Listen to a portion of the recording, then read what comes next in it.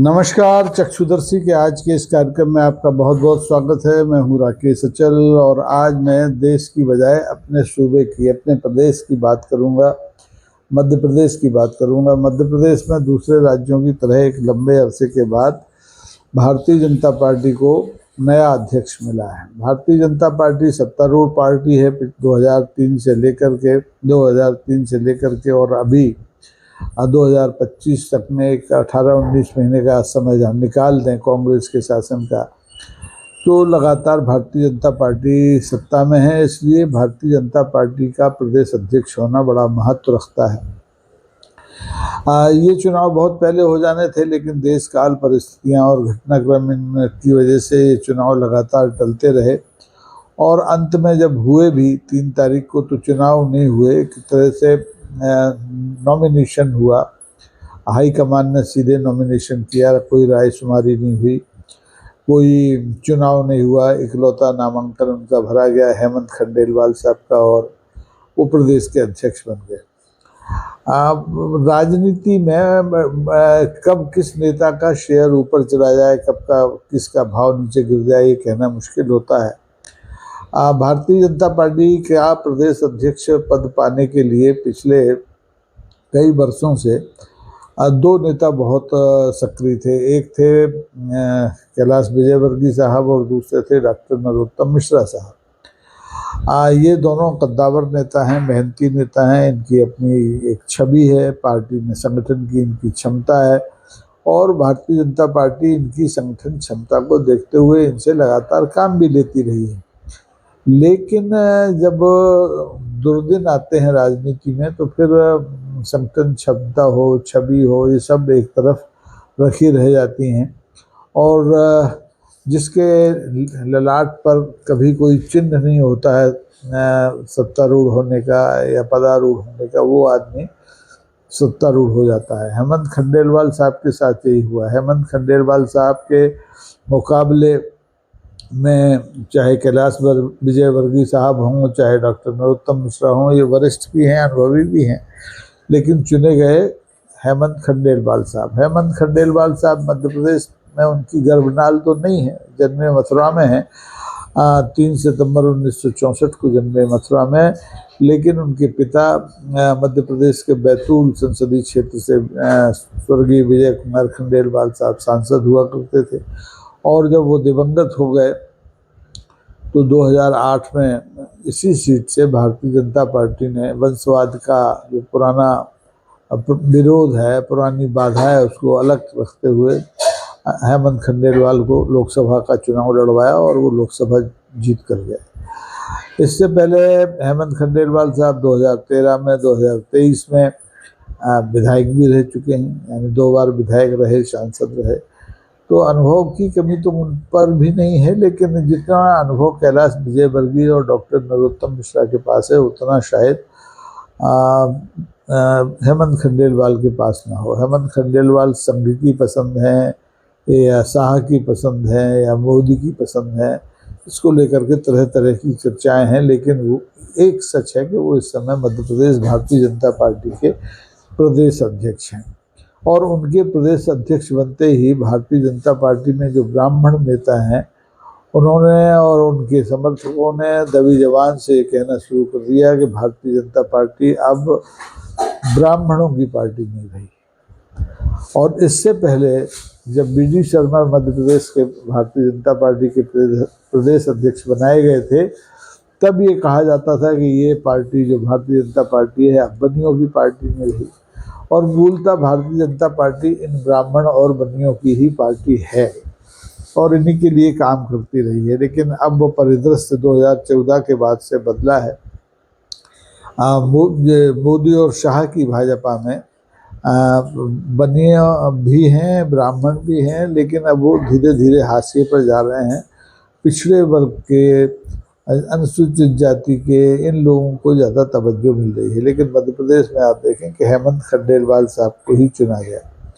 अब हेमंत खंडेलवाल साहब की योग्यताओं के बारे में बहुत ज़्यादा बात करने की ज़रूरत इसलिए नहीं है कि वो उनके पास अनुभव, जैसे मैंने बताया कि वो सांसद भी रहे, वो विधायक भी रहे, वो भारतीय जनता पार्टी बैतूल के जिला अध्यक्ष भी रहे, कोषाध्यक्ष भी प्रदेश पार्टी के रहे।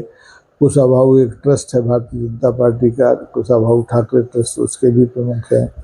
प्रवासी भारतीयों की जो इकाइयाँ होती हैं खासतौर पर बंगाल में, उसके भी खंडेलवाल साहब प्रभारी रहे, क्योंकि खंडेलवाल साहब की ससुराल बंगाल में है। तो ये तमाम बातें हैं, लेकिन हमें बात करनी है दरअसल कैलाश विजयवर्गीय और डॉक्टर नरोत्तम मिश्रा की, कि कैलाश विजयवर्गीय जैसे अजय नेता को, कद्दावर नेता को भारतीय जनता पार्टी लगातार बोना क्यों करती जा रही है। अब इसके कारण खुद कैलाश विजयवर्गीय को पता होंगे। कैलाश विजयवर्गीय एक ही मामले में सौभाग्यशाली हैं कि उन्होंने अपने रहते हुए अपने बेटे आकाश विजयवर्गीय को कम से कम विधायक तो बना दिया। ये सुख प्रदेश अध्यक्ष पद के दूसरे दावेदार डॉक्टर नरोत्तम मिश्रा को नहीं मिला। कैलाश विजयवर्गीय को मैं आरंभ से जानता हूँ, हालांकि वो मेरे शहर के नहीं हैं, लेकिन उनकी राजनीति जिस समय से शुरू होती है उस समय से मैं खबरों की दुनिया में आ चुका था, इसलिए मैं उन्हें जानता हूँ।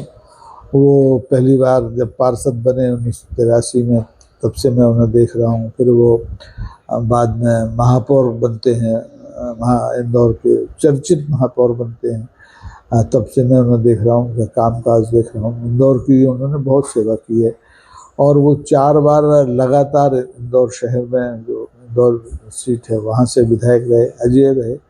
बाद में उनको मध्य प्रदेश से का जो नेतृत्व था, तत्कालीन नेतृत्व, चाहे वो शिवराज सिंह चौहान का हो या बाबूलाल गौर साहब का हो, उन्हें एक मुख्य प्रतिद्वंदी मानने के बाद मध्य प्रदेश से विस्थापित कर दिया गया। उन्हें हरियाणा पार्टी का महासचिव बना दिया, राष्ट्रीय महासचिव बना दिया गया। और कभी हरियाणा, कभी बंगाल में वो लगातार मेहनत करते रहे, पार्टी के लिए ईमानदारी से मेहनत करते रहे। और इसके बाद हुआ ये कि जब भी मध्य प्रदेश में मुख्यमंत्री बनने की नौबत आई तो कैलाश विजयवर्गीय मुख्य प्रतिद्वंदी होते हुए भी पीछे धकेल दिए गए।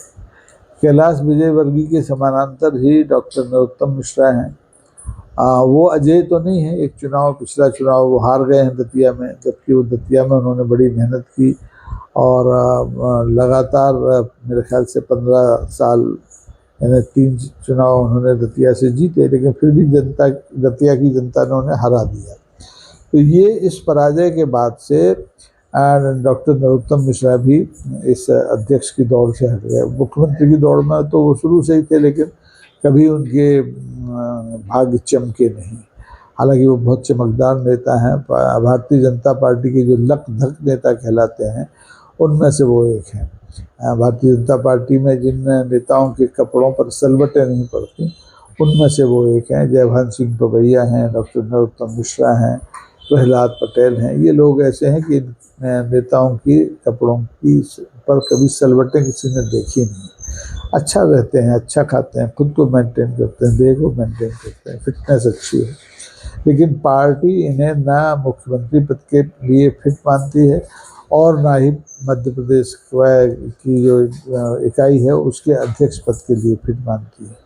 दोनों ने बहुत हाथ पैर मारे होंगे, ऐसा तो हो नहीं सकता कि हाथ पैर न मारे हों, लेकिन ये लोग कहते नहीं हैं, लेकिन इनका चेहरा सब कुछ कह जाता है। जिस समय हेमंत खंडेलवाल साहब के निर्वाचन की प्रक्रिया चल रही थी, बाद में उनके चुनाव की निर्वाचित होने की घोषणा हुई और जिस ढंग से उनको शुभकामनाएं देने का सिलसिला शुरू हुआ, उस समय इन दोनों नेताओं के चेहरे देखने लायक थे। इन दोनों नेताओं के चेहरे पर बिना घड़ी की सुइयों के 12 बजते हुए दिखाई दे रहे थे और इनके न प्रदेश अध्यक्ष न बनने से इनके जो समर्थक हैं उनमें भी घोर निराशा थी और उन्होंने ही दबे सुर में ये कहना शुरू किया था कि मध्य प्रदेश भारतीय जनता पार्टी में अब ब्राह्मणों के लिए कोई जगह नहीं है। और संयोग ऐसा है, मध्य प्रदेश में एक ब्राह्मण नेता होते थे, पूर्व प्रधानमंत्री के अटल बिहारी वाजपेयी के भांजे अनूप मिश्रा।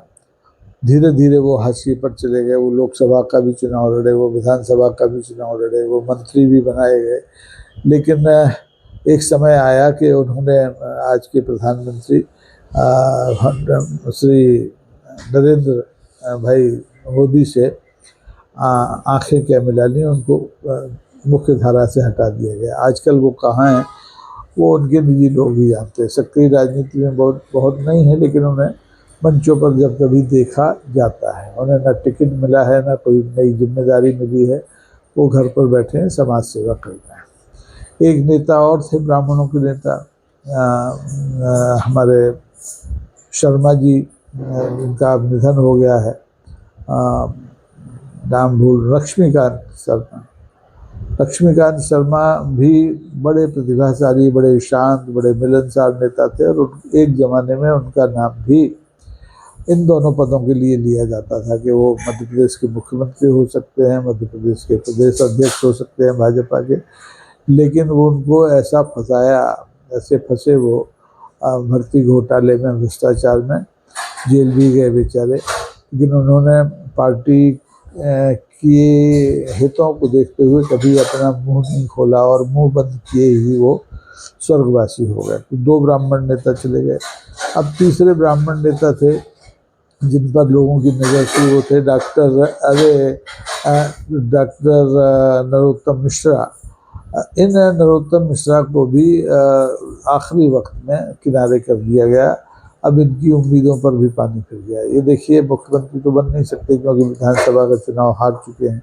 प्रदेश अध्यक्ष बन सकते थे, लेकिन मुझे लगता है कि ये जो पराजय का कलंक इनके उस पर लगा है, इसकी वजह से इन्हें मध्य प्रदेश का प्रदेश अध्यक्ष भारतीय जनता पार्टी का नहीं बनाया गया। अगर बनाया जाता तो निश्चित रूप से भारतीय जनता पार्टी में एक नई ऊर्जा का संचार होता, क्योंकि ये खुद एनर्जेटिक हैं। विजय वर्गीय साहब बनते तो भी एक नई ऊर्जा आती, क्योंकि उनका जो समर्थकों का जो क्षेत्र है वो बहुत बड़ा है।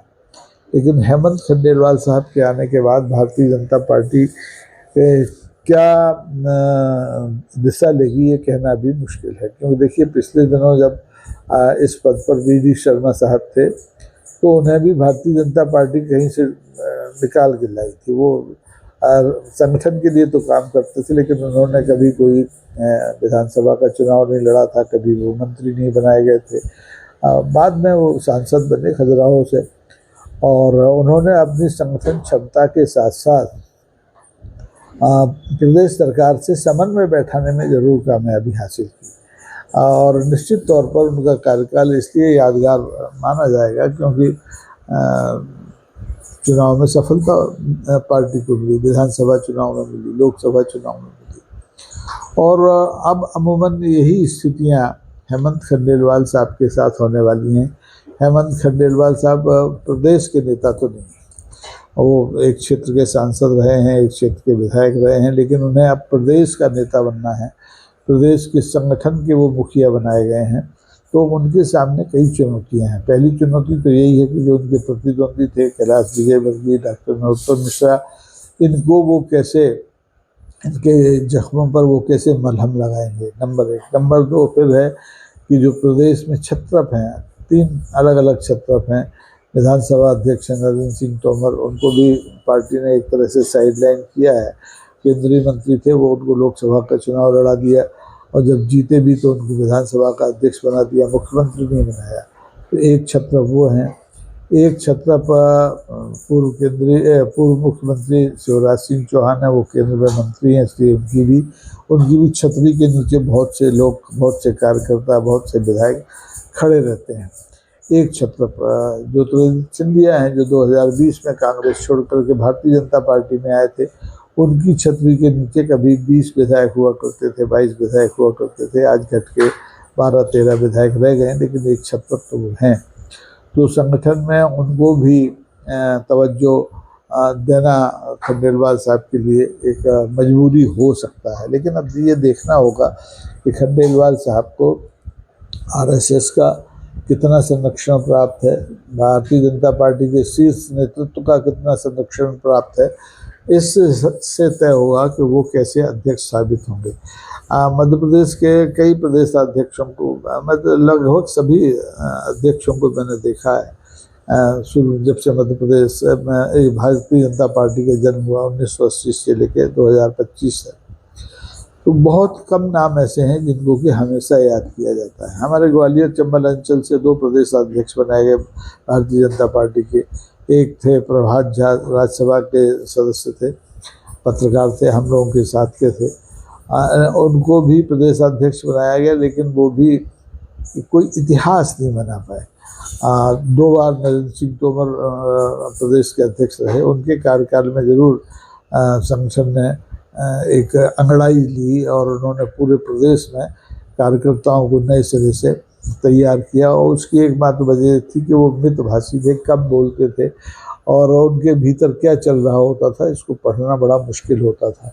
उनकी जोड़ी शिवराज सिंह के साथ बहुत अच्छी चली, चौहान के साथ। लेकिन बी.डी. शर्मा ने कमाल कर दिया कि उन्होंने शिवराज सिंह चौहान साहब के साथ भी काम किया और आपके जो मौजूदा मंत्री हैं, मुख्यमंत्री हैं डॉक्टर मोहन यादव, उनके साथ भी अच्छा तालमेल बिठा के चले। तो अब मुझे लगता है कि हेमंत खंडेलवाल साहब भी इसी तरह से हिकमत अमली से काम लेंगे और नई सरकार के साथ नए अध्यक्ष के रूप में मिलजुल कर काम करेंगे। और जो चुनौतियां सामने आ रही हैं भारतीय जनता पार्टी के सामने मध्य प्रदेश में, उनका मुकाबला कर पाएंगे। लेकिन इस सबसे पहले उन्हें मुकाबला करना है डॉक्टर नरोत्तम मिश्रा का और हमारे कैलाश विजयवर्गीय साहब का, जो अजेय नेता हैं। डॉक्टर नरोत्तम मिश्रा अजेय नहीं हैं, लेकिन वो भी अभेद नेता तो माने जाते हैं। उन्हें जब से वो विधायक बने, पहली बार जब 1990 में वो विधायक बने तो उन्हें मंत्री बनने का सवाल ही नहीं था। लेकिन 2003 में जब वो फिर से विधायक बने तो उन्होंने सोचा था कि उमा भारती जी जो मुख्यमंत्री है उन्हें मंत्री बनाएंगे, उन्होंने नहीं बनाया और वो तरसते रह गए। बाद में बाबूलाल गौर साहब आए, उन्होंने मंत्री बनाया। शिवराज सिंह तोमर चौहान ने तो उन्हें लगातार मंत्री बनाया, बल्कि एक स्थिति आई कि उनकी हैसियत नंबर 2 की हो गई थी मध्य प्रदेश के मंत्रिमंडल में। उन्होंने ऐसा कौन सा विभाग है जिसमें काम नहीं किया हो? गृह विभाग हो, संसदीय कार्य मंत्री हो, विधि हो, स्वास्थ्य हो, चिकित्सा हो, शहरी विकास हो, यानी जो भी महत्वपूर्ण मंत्रालय हैं वो उनके पास रहे। लेकिन जब वो पटरी से उतरे, पिछले विधानसभा चुनाव में चुनाव हारे, तो उसके बाद से उनकी गाड़ी पटरी पर नहीं चली। जबकि इसमें कोई दो राय नहीं है कि वो आज भी अपने पूर्व विधानसभा क्षेत्र के सर्वाधिक लोकप्रिय नेता हैं। उनके कार्यकाल में उनके दतिया जो विधानसभा क्षेत्र है उसका अपूर्व कायाकल्प हुआ है। विकास के तौर पर वहाँ मेडिकल कॉलेज खुला है, नई सड़कें बनी हैं, हवाई अड्डा बना है, सब कुछ हुआ है। लेकिन जनता ने उन्हें खारिज कर दिया, और वो भी सिर्फ इसलिए खारिज कर दिया कि वो अपने कपड़ों पर सलबटें नहीं पड़ने देते थे। वो नेता की तरह, डॉन की तरह ज़्यादा काम करते थे। तो खामियाजा तो भुगतना पड़ता है। लेकिन देखिए आने वाले दिनों में क्या कुछ होता है, कहा नहीं जा सकता कब किसका सितारा बुलंद हो और कब किसका सितारा डूब जाए। फिलहाल नए अध्यक्ष को मेरी तरफ से बहुत बहुत बधाई और शुभकामनाएं कि वो अपने दायित्व को मुस्तैदी से निभा पाएँ। नमस्कार, जय हिंद।